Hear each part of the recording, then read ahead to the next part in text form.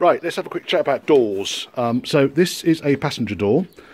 Been over this thing with a fine tooth comb. Clean back all the areas where they normally rot.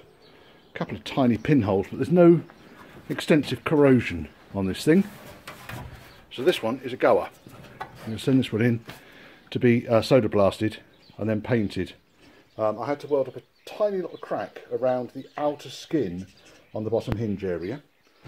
Other than that, nothing particularly nasty. Even the skin, I think, is savable. There's a dent there, you can just see that, the scuff, and there's a couple of dents at the back end of the bottom lower half of the skin. But other than that, pretty good shape.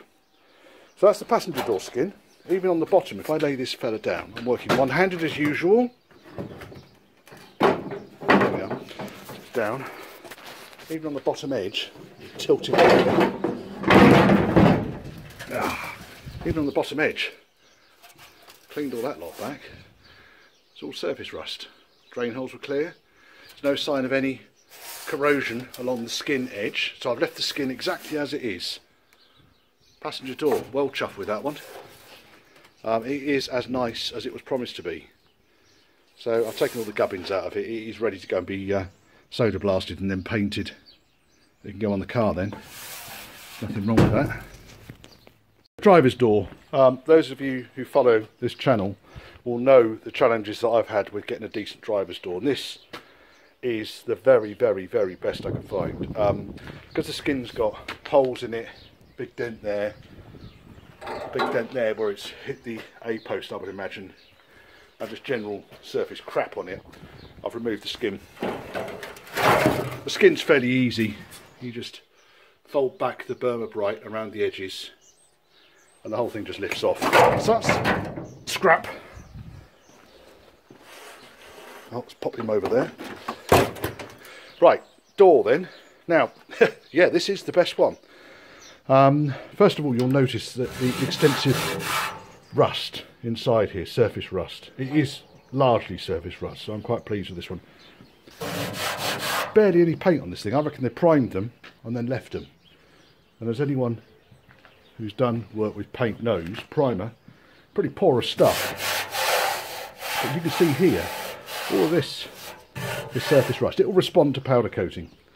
Powder coating, what am I talking about? It will respond to soda blasting. So I don't need to strip this door down any further than this. However, I do have work to do on the ends. So let me tip him upright. Whoops. Right, upright.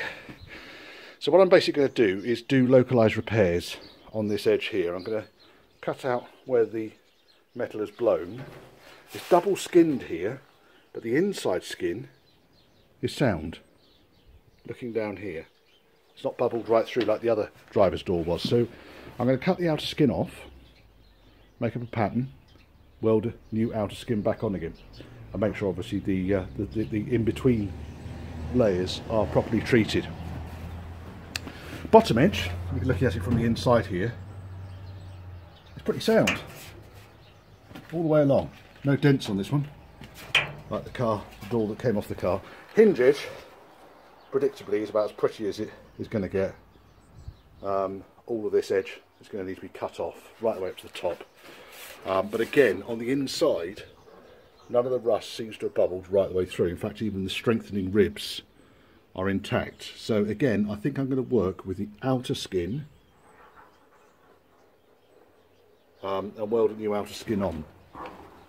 It looks like there's probably not a lot of point in hanging on to any of it, so what I'll probably end up doing is cutting it right down this edge here and making up a new panel and welding it in. Weird how these things, let me just pop this down. You see there's quite a lot on these two-door Range Rovers. The outer skin always cracks like this. You see it's fractured all the way up there. There's obviously a stress point there. I mean, the other driver's door, sorry, the passenger door that I did have to clean this all back because it had just started to split and weld it up. Don't think there's an awful lot I can really do about it. I mean, it's like this one is from a 1972 car, so this is, what's that going to be, 46, 47 years old. I don't really think there's a huge amount I can do about it. So making it the repair panel shouldn't be particularly difficult. Someone's put Dymo tapes. Remember that stuff? 25. Well, I think your front tyre should be a bit more than 25, but front 25. Something. What's that say? I'm getting distracted. I'm very, very easily distracted. This area up here, I'll probably be able to keep this particular area, although, again, it's pretty fucking shonky, isn't it? There are spot welds all the way along this that hold it to the inner skin, but then because they never painted the inner skin before they spot welded the outer casing to it, it rusts between the two. That's what I mean about these doors not being painted. And then you can see where they are painted, it looks like they just primed them. Because the amount of rust in here, surface rust, isn't what I'd expect really for a car like this. But it just shows you, you know, the reason why I take the skins off these things. There was a rumour Jaguar Land Rover were going to release a complete door shell. So effectively what I then do is I unpick the welds and take the strengthening plates out, the strengthening rib out. This piece along here can be remade quite easily, this strengthening rib and that strengthening rib, and put it into a shell. In fact, let me pause for a second, I'll show you what a shell looks like. Right, so this is a passenger door shell that I picked up on eBay years ago. I think these things are largely unobtainium at the moment. You can see it's been pressed rather than beaten out. But it is complete, effectively, with the strengthening ribs and so forth. You could put a skin on this and hang it on the passenger side of the car. But to me, it's more valuable that I can take paper templates from it and then reverse them maybe and see if I can get repair panels without destroying this thing, but get repair panels off it, which I could then use for the driver's side. So effectively what you do, or what I'm going to plan on doing, we'll see, take a paper template from this edge here, including that fold back, turn the bit of paper over, cut it out of metal, fold it, and it'll weld on to this edge down here. You see where I'm coming from? Hopefully you do. Maybe you don't. Maybe I'm just rambling. I do ramble. Anyway, good news is, I think I might have got a half decent driver's door. I'll say half decent, it's about the best. Apart from one of the doors on the cars that are in the field. But I don't really want to take the doors off those things because they've been with them, I think, all their lives. And I'm a bit sentimental like that. So I'm going to wire brush this thing back, first of all, on the edges, just to make sure I can find the extent of the rust. As I say, I think it's going to be the entire ends are going to get cut off and replaced, just the outer skin on both ends. And then a new skin can go over the top. You can get new skins. So Famous Four are doing brand spanking new skins. They're not particularly cheap, but then I want this car to look the dog's bollocks. And you can see where I'm going to have to get my swage machine out. I've got to get a bit creative with the shrinker stretcher as well. It's going to be amusing making that up, because obviously this has just been pressed out of a single sheet. They've done well pressing it out of a single sheet. I don't know how many hundreds of tons that was, but it's done a rather marvellous pressing there, because there's no welds on that anywhere. That is a single press. And I wonder if Jaguar Land Rover Reborn are pressing new doors using the original presses, because that would be something I'd be interested in. But that's a fair piece of unobtainium at the moment, that door shell, so I'm sort of reluctant to use it. I'm more keen to take reference points from it, as I said. You remember the driver's door that was utterly ruined? Let me move the passenger door skin out of the way. Bum, bum, bum, bum, bum, bum.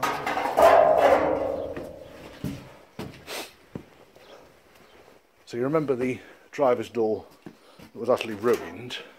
Now if I were to put the driver's door that's utterly ruined, the blue one, up against the other one, I think I've just found a template. Just cut it out and weld it straight on. Because this one, apart from a hole right at the very top there, is in much better shape. So I'm inclined just to cut this piece off this door, because the rest of this thing is fucked. It's got a big dent at the bottom of the trailing edge. Rusty all on the bottom, and the hinge panel is just an absolute disaster zone. So I think at some point you can't save every single one of them. And this one here, that edge there, might just save this one, because the panel damage starts at this rib and the rust on this one stops at that rib. Yeah, you see where I'm going? That could be a laugh, couldn't it? I might cut this outer skin off in a minute and see what's going on underneath it. Yeah, I found that, because that was going to go on the scrap pile, but then I thought no, because I might end up taking bits out of it. But because of that rust down at that end, and because there's so much needs doing on the bottom edge and the damage, I was never really going to use it. But that's quite good. That's dirty, grubby, but it's not actually rusty on that edge, apart from that tiny bit up there, which is easy enough to fix. That's not difficult. A lot easier than fixing all that shit. There you go. Morning folks, Tuesday morning. Right, okay, been busy. So first of all, this is the door shell that I want to use. This is the one that had the rusty edge on it. I drilled all of the spot welds out all the way down it, and then removed the rusty edge. You can see that's pretty terminal.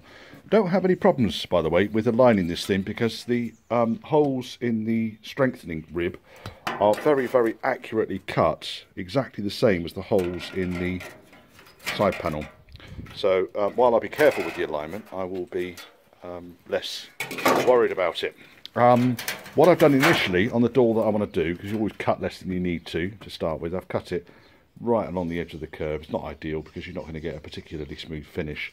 It's going to be a bugger to sort that out as well. So what I'm going to do with this one is here, this is the sacrificial door, and the reason it's sacrificial is just, like, I've been banging on about this. It's got panel damage at the top, it's got rusty holes all the way on the bottom, and the hinge edge is as bad as any I've seen. So I'm going to use this one for bits. So this corner will be used once I've beaten it out. The bottom other corner will be used. There's a rib at the top here I'll use. It's not going to go to waste, so don't worry, lads. No need to shed tears over this one. With this one, what I'm going to do is I'm going to cut it right down the middle of this. Okay? All the way down there. And I'm going to cut it the other side of that strengthening rib there. I've done all the spot welds. The panel is basically, I can feel it's loose now. So next step is to get Mr. Grindy cutty disc out. And we're going to cut this thing off, and then I'll show you really the next step. And cleaned all the rust back, got that bit cut so it aligns. I'm going to use the return edge on the strengthening rib there, you can see there, to weld against. I've left a reasonable gap in between the two. Grind it all back, maybe a skim of filler over the top on that flat surface there, and I'm maintaining the profile of the corner, which is in the back there. When you look at the inside of the panel at the moment, I'll do a mixture of plug welding where the holes are, and a seam weld along the outside there. Strengthening ribs where I need to, probably on this edge here, I'll put a strengthening rib just on the inside, weld it in flat, flush. I'm going to put some zinc primer on this before I weld everything up. But yeah, that door's coming on nicely. The other end, I might take a similar approach as far as cutting the outer skin off, clean the inner frame up, and then weld the outer skin back on again with a couple of patches in it. Because if it's anything like this end, there was a fair amount of rust and crap going on in there, which wasn't ideal. Probably need to straighten that panel up a bit as well. I've noticed that there's a few bends on it, but I'll wait until the rust treatment is completed first of all, and then we can move forward with this door. I've been down the outer edge, bottom edge, with the grinding disc wheel. That thing, nasty bastard, that is not wheel, and that's not found any holes at all, which reconfirmed my suspicions that there were no holes in it, because the inside edge was quite tidy. So could actually have a driver's door. One thing that did happen, by the way, when I cut through this edge here, this bit sprang down, so I need to make sure that when I put it back together again, before I tack that bit there, or any part of this edge, make sure that the skin still fits it. And I've got the skin. It should be fairly straightforward to do that. Running a little bit late as per usual because I run out of gas. bloody thing. Right, okay, so I've put a couple of tacks on this thing and a few plugs to hold the repair plate in roughly the right position, and then repositioned the skin, and the skin goes on quite tightly. It fits snugly all the way around. I'm not going to bother folding the lip over again, just in case I have to use it again, and I don't want to work harden / break it, whatever. So I think, yeah, it's pretty much there all the way around. That little corner up there needs to be bent down a little bit. You can't really see because the lights. Now, what we got here? So this is all now dressed back. I've been over it with a steel edge. It's good enough, apart from that little bit there. Must be sitting proud, that one. That's all right, because I'm going to fill all round here. So the weld's solid. It's bound on quite tight. That bit needs doing as well. Right, let's do those bits. Done those bits. What I probably need to do is I will put a skimmer filler over the top of this. As you can see, most of the edge has been retained, which I'm quite pleased about. Some bits will need just dressing up so I get the profile correctly, but it saved me a world of bother just by using that whole piece and welding it in. Plugged along one side, seamed along the edge where it joins onto the door against one of the flat faces, which will make it nice and easy for me to put skimmer filler over that, flat it back, check it for accuracy. I can imagine Jaguar Land Rover, or Land Rover as they were, would have gone out of their way to make sure that this surface was as flat as it possibly could be before they painted it. Yeah, maybe not. So I'll get that looking nice and tidy with the skimmer filler. The other bit I need to do now is this edge down here, but I want to take the skin off first of all. As you can see, the skin still fits tidily, all edges. There's a little piece I need to splice into the top up there as well. I'll look at that in a minute. But other than that, yeah, I think that's been a job well done. Now, this end, as you remember, we've got a little bit more work to do. So what I'm probably going to end up doing is cutting this whole edge off, leaving the reinforcing plate in. Again, I'll cut it along here, the middle of here, down to the bottom hinge, so cut it like that, all the way up to the top, and then I'll be able to, once I've taken the spot welds out, there won't be many of them on this, I'm pretty sure of that, because it looks like most of them have rotted through. I'll be able to then hopefully repair this piece, the skin on the bench. I need to make up a couple of ribs, 3 ribs in fact, 3 ribs go in this. Hinge areas are largely okay, although this one's got stress cracks underneath it. Yeah, it might be another day's work on this yet. So I'm about, what am I about? That's about 3.5 hours work there. It's going to be another 4 or 5 hours work there, I reckon. 4 or 5 hours work. So it's going to be a day's labour. And then obviously I need to buy a new door skin as well, whatever money they are, because I don't think this door skin's been any good. This aluminium edging is it's quite brittle.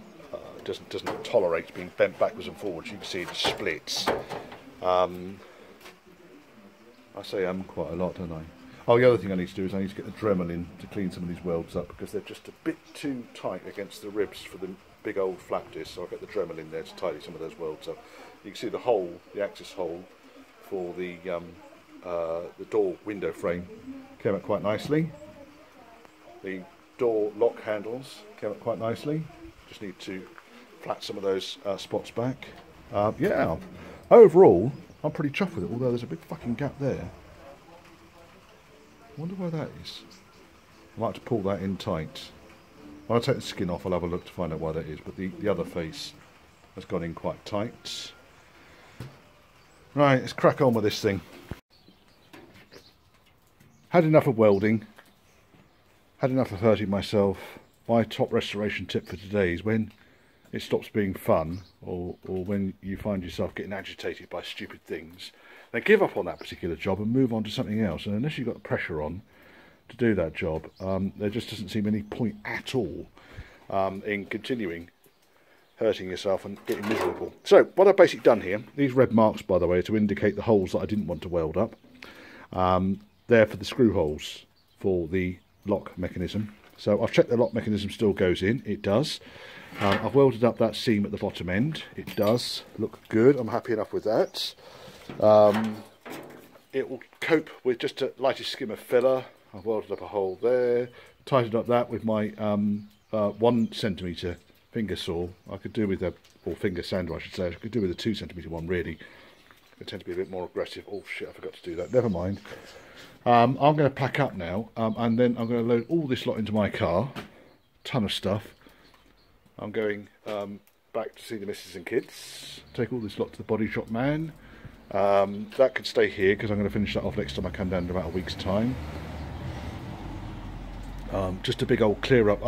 Yeah, the other top tip, apart from when you get pissed off and things irritate you, is these pens. These pens are bloody brilliant. So I get these. Ambisol marker pen. It will write on a turd if you wanted it to. Very, very good. And they're very good at just marking on metal. The only problem with them is that you can't paint over that stuff, so you need to sand that back off again. Or you can write really rude words on the inside of a panel, and when it gets painted over, they'll be there for posterior.